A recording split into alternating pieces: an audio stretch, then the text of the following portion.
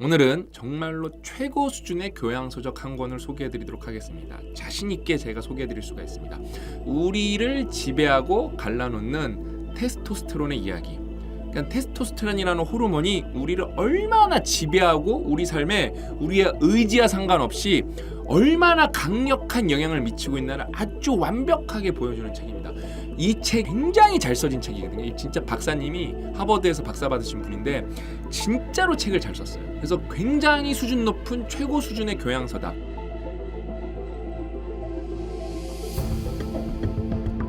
테스토스테론 발음하기도 어렵죠. 쉽게 말하면은 스테로이드계 성호르몬, 대표적인 남성 호르몬이죠. 그래서 우리는 많이 들어봤어요. 이 단어는 굉장히 많이 들어보셨을 거예요, 그렇죠? 그래서 이 책은 어떤 분들 읽으면 좋으냐면은 일단은 테스토스테론에 관심 있는 분들 읽어보시면 좋고요.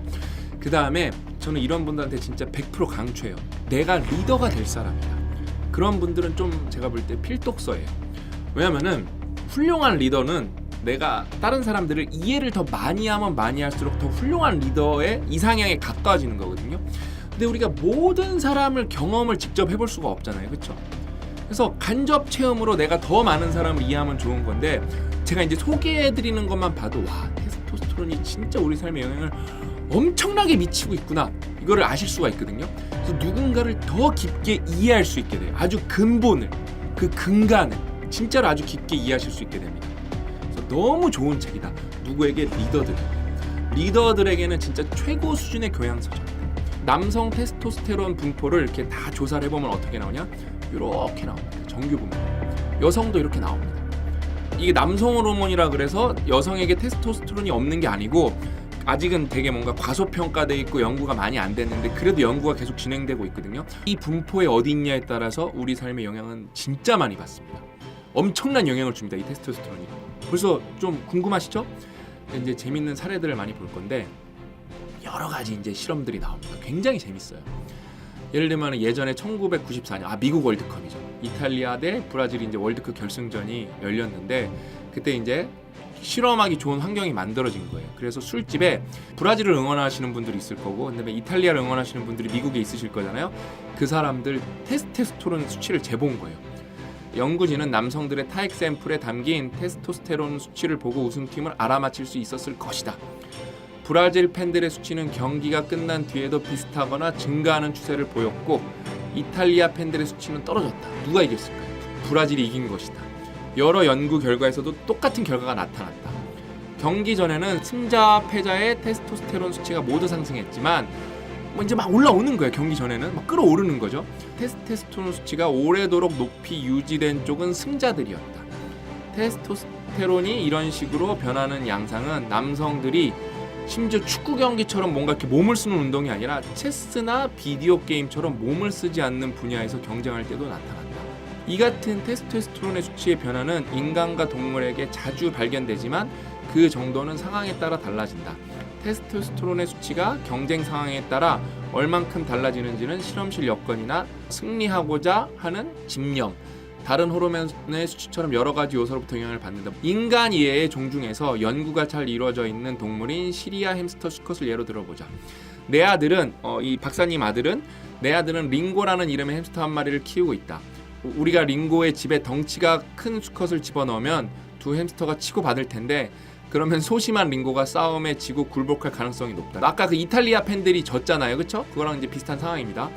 링고는 다음 날에도 어제 당한 패배의 충격에서 미처 벗어나지 못했을 것이고 그래서 작고 순하고 삐쩍 마른 햄스터를 넣어도 겁을 집어먹고 공격당하지 않으려고 안간힘을 쓸 것이다. 왜? 호르몬이 지배하고 있기 때문에 테스토스테론이 좀 나와야 싸울 준비가 되는데 적기 때문에 안 나와서 심지어 조그만한 애가 들어와도 쫀다는 거예요. 시리아 햄스터의 경우에는 이런 효과가 한 달쯤 지속된대요. 한 번 지면은 내 의지와 상관없이 호르몬이 날 지배하기 때문에 이게 무려 한 달이나 지속된대요. 여러분 우리가 인간에다 적용해보면 뭐예요? 뭔가 여러분이 의기소침해졌을 때 가만히 있으면은 호르몬대로 갈 거예요. 그래서 어때요? 의도적으로 더 으쌰으쌰 해야 돼요. 화이팅도 더 크게 외치고 그러니까 노력 없이는 아무것도 안 돼요. 이제 이런 걸 보면서 내가 의기소침했을 때는 더 이악 물고 이런 관점으로도 여러분이 이제 보시는 게 독서 내공이 점점 올라가는 거죠. 저희는 이제 책을 더 여러분이랑 깊게 읽는 거죠. 이런 상황에 처한 수컷 시리아 햄스터를 연구해 보면은 패배 직후에 테스토스테론이 주입받은 개체는 그러니까 폐배에서 테스토스테론이 없는 이 햄스터한테 테스토스테론을 인위적으로 집어넣는 거예요. 신기해요. 패배감에 젖지 않고 스스로를 승자로 여길 뿐 아니라 자기 영역을 지키고자 계속해서 공격적인 모습을 보인다. 패배 후에 주입하는 테스토스테론은 두려움과 스트레스를 줄이는 동시에 다음 경쟁자가 나타났을 때도 도망치지 않고 싸우고자 하는 욕구를 높인다. 그래서 인간인 경우에는 어떻게 해요, 여러분? 더 의도적으로 으쌰으쌰 해야 된다. 주눅 들면 안 된다. 한 번 실패했다고. 물론 근데 여러분 그렇게 생각할 거야. 그럼 테스토스테론이 항상 높은 게 좋네? 절대 그런 게 아니라는 거. 이 책이 그래서 굉장히 울트라 슈퍼 하이 순위 높은 책이에요. 물론 야생의 세계에서 지나친 자신감은 독이 될 때가 많다. 독이 되는 거예요. 테스토스테론이 높으면 어떻게 돼요? 독이 된다는 거예요. 패배에 익숙한 동물은 살아남기에 더욱더 주의를 기울여야 하며 테스토스테론의 감소는 이 과정에 도움을 준다. 그러니까 때로는 낮은 테스토스테론이 도움이 된다는 거예요. 살아남기 위해서. 테스토스테론의 수치 변화는 동물에 대해서 위협의 인식 및 반응과 관련된 다른 호르몬이나 신경 전달 물질에 대한 민감성을 변화시키는 방식으로 정보를 제공한다. 패배자가 된 동물은 다음번에 위협을 받으면 두려움이나 고통, 불안감이 높아진다. 이렇게 되면 공격적인 반응을 내보일 가능성이 낮아지지만 생존 가능성은 높아진다. 이러면서 이제 상식이 늘어가는 거죠. 저는 솔직히 되게 뭐랄까 깜짝 놀랐어요. 진짜 이 작가님이 얼마나 고민을 많이 하고 쓴 건가. 저는 이 문장이 이 책을 거의 진짜 100점 만점에 350점으로 만드는 책 아닌가. 우리를 빚어가는 힘을 더 많이 알아갈수록 우리 행동 방식에 대한 통제력을 더 많이 생긴다. 왜? 우리에 대해서 이해도가 높기 때문에 더 강하게 통제하려는 훈련이 필요하다는 굉장히 중요한 결론입니다. 그러니까 그거를 무시하지 말고 이게 강하기 때문에 더 훈련을 하고 더 사회화가 필요하다는 거예요. 여러분 이 책은 제가 소개를 했지만 진짜 이 시대의 인문학이라는 게 바로 이런 거예요. 인문학이라는 게 우리 인간을 더 깊게 알아가는 학문이거든요. 미국도 이런 거 갖고 제대로 리더들이 토론 안 할 거거든요. 굉장히 훌륭한 책입니다.